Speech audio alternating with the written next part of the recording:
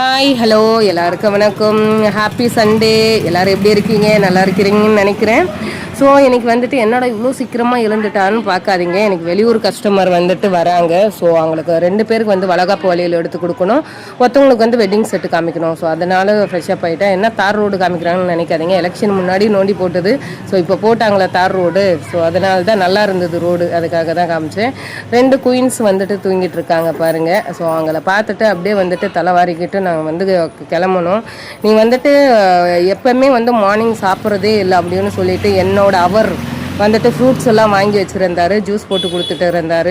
So ஹெல்த்தியாக போ, நீ எதுவுமே சாப்பிட மாட்டேன்ற, சாப்பிடாம இருந்து தான் வெயிட் போடுதுன்னு அவர் புதுசாக சொல்லிட்டு இருந்தாரா. சரி ஓகே நான் சாப்பிட்றேன் அப்படின்னு சொல்லிட்டு ஜூஸ் போட்டு கொடுத்தாரு. குடிச்சிட்டு அப்படியே வந்துட்டு கிளம்பலான்னு காலடி வைக்க சொல்லும்போது இந்த அம்மா எழுந்து உட்காந்துட்டாங்க பாருங்கள். தூக்கம் கூட தெரியல, எழுந்து உட்காந்துட்டாங்க. நானும் வருவேன்ட்டு.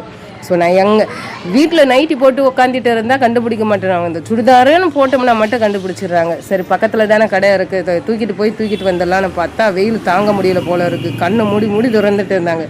ஸோ அப்படியே பாப்பாவை தூக்கிக்கிட்டு வந்து கடைக்கு வந்துட்டேன். கடைக்கு வர சொல்லும்போது ஸ்டாப்பெல்லாம் வந்துட்டு இருந்தாங்க, கால் பண்ணாங்க. சரி இதை வந்துடுறோமா அப்படின்னு நான் சொல்லிவிட்டு கடைக்கு வந்து பார்த்தா ஸ்டாப் இருந்துறாங்க.